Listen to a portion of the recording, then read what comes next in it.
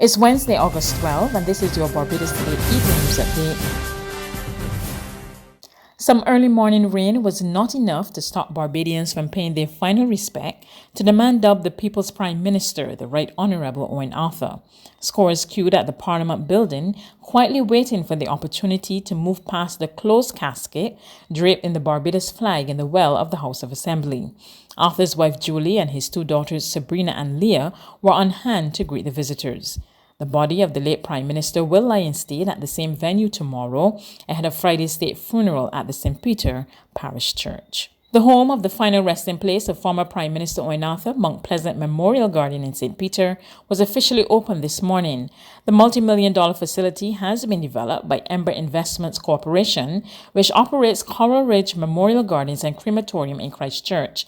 Speaking during the opening ceremony of the chapel and offices at Pleasant Hall, Chairman of Ember Investments Peter Griffith acknowledged the setbacks which held up the project starting in 2006. He credited Arthur for arranging financing for the project. Griffith said despite the costly setbacks, the company is happy with the final outcome. The gentleman who has led this country for 15 years, Mr. Owen Arthur, who is going to be buried out here, that he gave us that opportunity. And not only gave us the opportunity, but made sure that the Barbados National Bank of the day financed the project. So I think it is really fitting that on his passing, that this cemetery was chosen for him. He made it very clear this was the place to be. He wanted to be here. Now, having said that, Coral Ridge is now a household name. It is done very well. And this project was on since 2006. It has been a hard ride gaining all the permissions that was necessary. It came in 2 segments, but we persevered. And what would have been a project at $4 million, by the time now that we are finished, we have a project for $12 million. But I don't feel too badly about it now. Looking back, I mean, the product and the outcome of it, we are very pleased. The directors and the shareholders of Ember Investment Corporation are very pleased of how it is turning out. Prime Minister Mia said it was disappointing that the project had taken almost 15 years to be completed, but she praised the investors for making the project a reality despite challenging economic times. You had to take a decision as to whether you would be prepared to invest money against the backdrop of all that we were managing to do economically with the restructuring of our debt and the repurposing of where we wanted this economy and this society to go.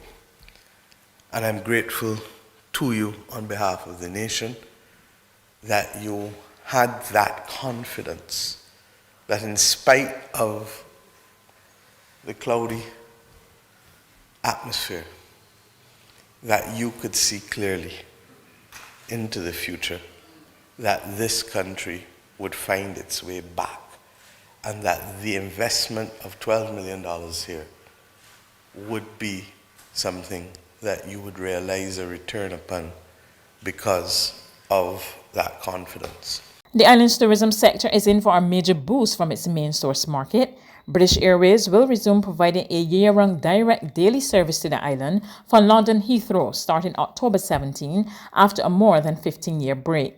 Tourism and International Transport Minister Senator Lisa Cummins says the move will open up gateways to major UK and European cities, as well as new markets such as Africa, the Middle East, Southeast Asia, and the Far East. The UK remains the island's primary source market. In 2019, Barbados reported record arrivals from the UK, that's 234,658 visitors. In other news this Wednesday, health authorities today reported that a 1-year-old boy is the island's newest COVID-19 patient.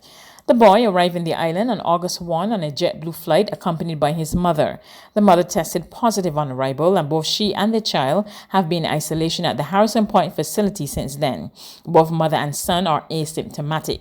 Meanwhile, 3 people were discharged from the isolation facility today after recovering from COVID-19. This brings the number of recoveries since the outbreak began in March to 115. There are now 144 confirmed cases and 22 people are in isolation. 7 people have died from the virus. There's regional and international news after this short break.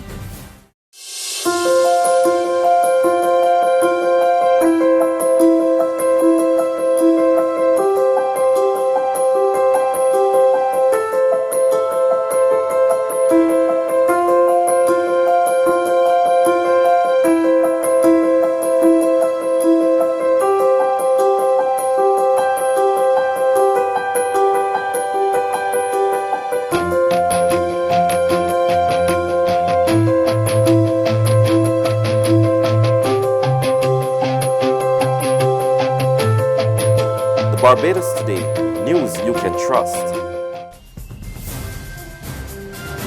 To regional news now. In Trinidad and Tobago, vote recounts for 5 constituent seats are continuing. We have this update from TTT News. Earlier today, reports on social media suggested that the recount for the San Fernando West seat was completed and that Mr. Faris Al-Rawi was declared as the successful candidate for the area. But this was dismissed by the Elections and Boundaries Commission. The EBC says, according to its information, recounts by the returning officers are still ongoing, with the exception of the Tobago East seat. The seats being recounted are San Fernando West, La Joqueta Talparo, Toco Sangre Grande, St. Joseph, and Tunapuna. Watson Duke, who requested a recount for the Tobago East seat, has since conceded defeat. On the international scene, Democrat Kamala Harris made her campaign trail debut as Joe Biden's vice presidential running mate today, criticizing Republican Donald Trump for mismanaging the coronavirus pandemic. The people. That's who I represented as district attorney, fighting on behalf of victims who needed help. The people. That's who I fought for as California's attorney general, when I took on transnational criminal organizations who traffic in guns and drugs and human beings.